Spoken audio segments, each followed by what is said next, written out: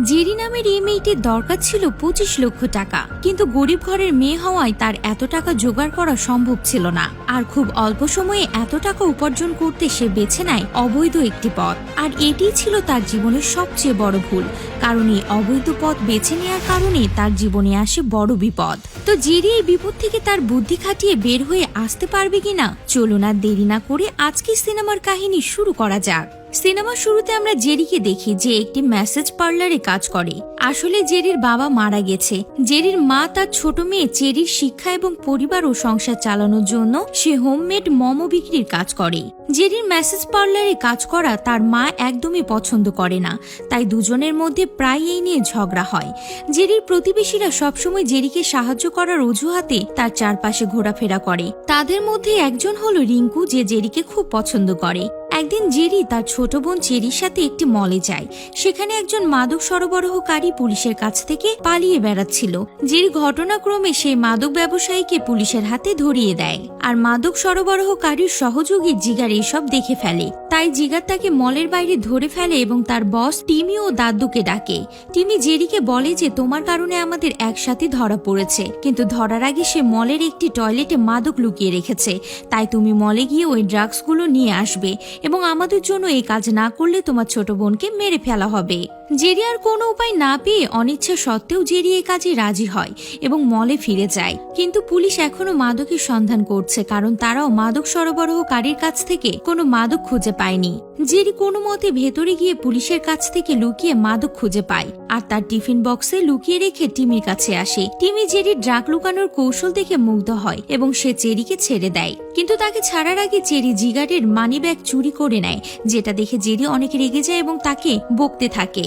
এরপর সে money bag check করে দেখে সেখানে অনেকগুলো টাকা এবং সেখানে টিমির গ্যাংয়ের কার্ড রয়েছে। এরপর দুজনে বাড়িতে চলে যায়। পরের দিন যখন চেরি তার মায়ের সাথে গোলগাপ্পা খাচ্ছিল, তখন তার মায়ের কাশি হতে হতে তার মুখ থেকে রক্ত বের হয়। এরপর তার মাকে হাসপাতালে নিয়ে যায় এবং জানতে পারে যে তার মা ব্লাড ক্যান্সারে আক্রান্ত। ডাক্তার তাকে বলেন যে তার চিকিৎসার জন্য প্রায় 25 লাখ টাকা খরচ হবে। এখন জেরির কাছে এত টাকা নেই, সে কারণে সে তার পরিচিতদের এবং পার্লারের মালিকের কাছ থেকে লোন চায়, কিন্তু কেউই তাকে সাহায্য করতে পারে না। এজন্য জেরি কাউকে কিছু না জানিয়ে জিগারের কার্ডে লেখা ঠিকানায় পৌঁছে যায় এবং তাদের কাছে মাদক সরবরাহের কাজ চায়। টিমি জেরির ড্রাগস লুকানোর কৌশল দেখে মুগ্ধ হয়েছিল এবং মনে মনে তাকে পছন্দ করতে শুরু করেছিল, তাই সে তাকে নিয়োগ দিয়ে দেয় এবং এইভাবে জেরি একজন ড্রাগস ব্যবসায়ী হিসেবে কাজ শুরু করে এবং টিমি প্রতিটি গ্রাহককে টিফিন বক্সে নুডলস নিচে লুকিয়ে ড্রাগস দিয়ে থাকতো, যেখান থেকে সে প্রচুর অর্থ উপার্জন করে।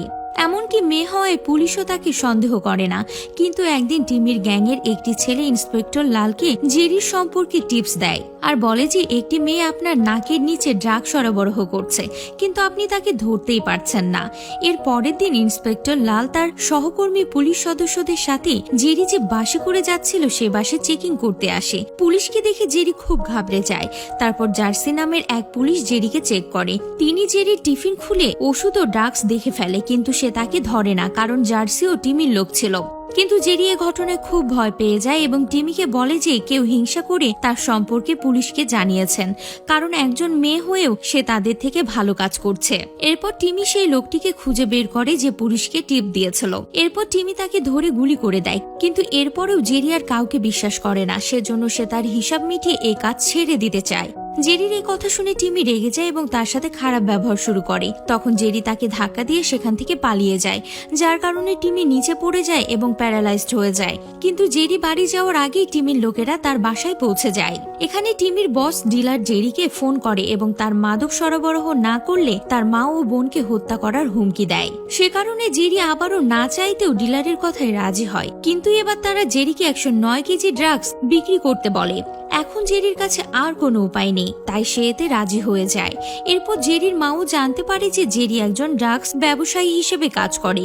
প্রথমে সে রেগে যায় এবং জেরিকে মারতে থাকে। তখন সেখানে তার চাচা আসে এবং তার মাকে শান্ত করে সেখান থেকে নিয়ে যায়। এরপর জেরির কাছে আসে আর তাকে জড়িয়ে ধরে। তখন জেরি তাকে বলে যে সে এসব তার মায়ের অসুস্থতার কারণেই করেছিল, কারণ তার ম্যাসেজ পার্লারের টাকা দিয়ে তার মায়ের চিকিৎসা করা সম্ভব হচ্ছিল না। এছাড়া তাকে কেউ সাহায্যও করছিল না। আর এইসব কথা তার মাও শুনতে পায় এবং সে বুঝতে পারে তার মেয়ে তার জন্য কতটা রিস্ক নিয়ে এসব কাজ করেছে। তাই সে তার মেয়ের কাছে আসে এবং তাকে জড়িয়ে ধরে কান্না করে। এরপর জেরির বাসায় ডিলার একটি আলমারিতে করে 100 কেজি ড্রাগস পাঠিয়ে দেয়। জেরি বুঝতে পারে না সে কিভাবে এতগুলো ড্রাগস সাপ্লাই করবে। তখন জেরির মা এবং তার চাচাও তাকে সাহায্য করতে চায়, কিন্তু জেরি তার চাচাকে এর ভেতরে জড়াতে মানা করে। কিন্তু তার চাচা জেরির মাকে পছন্দ করত, তাই সে তাদেরকে সাহায্য করতে চায়। এরপর তারা গাড়িতে করে যাওয়ার প্ল্যান করে আর জেরি ঠিক করে সে তার মায়ের অসুস্থতার কথা বলে গাড়িতে করে ড্রাগস সহ নিয়ে যাবে। এরপর প্ল্যান অনুযায়ী জেরির মা অসুস্থ হওয়ার বাহানা করে আর ডিলারের লোকেরা একটি গাড়ি পাঠিয়ে দেয় জেরির মাকে নিয়ে যাওয়ার জন্য।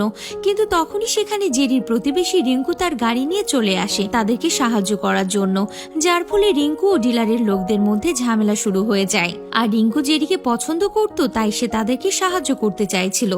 এরপর কোনো উপায় না পেয়ে জেরি তার মাকে নিয়ে রিঙ্কুর গাড়িতেই উঠে পড়ে এবং ডিলারের লোকেরা রিঙ্কুর গাড়ির পেছন পেছন যেতে থাকে। এরপর চেকপোস্ট আসলে পুলিশ তাদের গাড়ি চেক করে। তখন জেরি তার মায়ের মেডিকেল রিপোর্ট দেখিয়ে সেখান থেকে বেরিয়ে যায়। এরপর জেরি রিঙ্কুকে বলে যে তারা হাসপাতালে না বরং ড্রাগস সাপ্লাই করতে যাচ্ছে। এরপর সেই রিঙ্কুকে সেই ড্রাগসগুলো দেখায়, যা দেখে রিঙ্কু একদম অবাক হয়ে যায়। তখন জেরি তাকে সবকিছু খুলে বলে আর তাকে চুপ থাকতে বলে। এরপর অবশেষে তারা সেই ড্রাগস মালিকের কাছে পৌঁছে যায়। এরপর জেরি ফিরে যাওয়ার পরে মালিক যখন ড্রাগসগুলো চেক করে তখন সেখানে শুধু 10 কেজি ড্রাগস দেখতে পায় আর বাকি ড্রাগসগুলোর মধ্যে ময়দার গুঁড়ো ছিল। এর মানে হলো জেরি এখানে তার কৌশল খাটিয়ে এটি করেছে, কারণ সে বলে যে যতক্ষণ তার কাছে মাদক আছে ততক্ষণ সে বেঁচে আছে, অন্যথায় তারা তাকে মেরে ফেলবে। সেজন্য সে 90 কেজি ড্রাগস অন্য কোথাও লুকিয়ে রাখে। এখানে ডিলার যখনই বুঝতে পারে যে জেরি এটি কৌশল করে করেছে তখন সে আবার তার পুরো পরিবারকে ধরে ফেলে এবং তার মায়ের দিকে বন্দুক তাক করে এবং বাকি ড্রাগসগুলো কোথায় আছে সেটি জেরিকে জিজ্ঞেস করে, যার ফলে জেরি না চাইতেও ড্রাগসগুলো কোথায় আছে সেটা বলে দেয়। কিন্তু এবারও জেরি তাদের বোকা বানায় এবং এই ড্রাগসগুলোর মধ্যেও শুধু আটার গুঁড়ো ছিল, কারণ সে জেলে যাওয়ার হাত থেকে বাঁচতে এবং ডিলারকে ধরার জন্য ইতিমধ্যেই পুলিশের সাথে একটি পরিকল্পনা করে ফেলেছে। এরপর পুলিশ ও ডিলারের মধ্যে মারামারি হয়, যেখানে ডিলার এবং তার সমস্ত লোকেরা মারা যায়। কিন্তু জেরি পুলিশকে এত সাহায্য করার পরও ইন্সপেক্টর লাল জেরিকে থানায় এবং জেলে যেতে বলে। তখন জেরি বলে আসল মাদক কোথায় আছে সেটা একমাত্র সেই জানে। তখন ইন্সপেক্টর লাল জেরিকে ছাড়ার বিনিময়ে মাদকের ঠিকানা জানতে চায়। এখানে জেরি তাকে বলে যে মাদকগুলি ইন্সপেক্টর লালের বাড়িতেই লুকিয়ে রাখা হয়েছে, কারণ ইন্সপেক্টর লালের স্ত্রী মেসেজ পার্লারে জেরির নিয়মিত কাস্টমার ছিল। তাই আসল মাদক তার নিজের বাড়িতে অর্থাৎ ইন্সপেক্টর লালের বাড়িতে আগে থেকে লুকিয়ে রাখা ছিল। এবং এই সাসপেন্সের মধ্য দিয়ে সিনেমাটি এখানেই শেষ হয়ে যায়। তো এতক্ষণ আপনারা দেখলেন 2022 সালে রিলিজ হওয়া গুড লাক জেরি মুভির এক্সপ্লেনেশন। মুভিটির আইএমডিবি রেটিং 5.5 আউট অফ 10। মুভিটি ক্রাইম ও কমেডি ক্যাটাগরিতে তৈরি করা হয়েছে। তো আজকের এই ভিডিও নিয়ে আপনার মতামত অবশ্যই কমেন্ট করে জানাবেন। দেখা হবে পরবর্তীতে নতুন কোনো ভিডিওতে। সে পর্যন্ত সবাই ভালো থাকুন, সুস্থ থাকুন। ধন্যবাদ।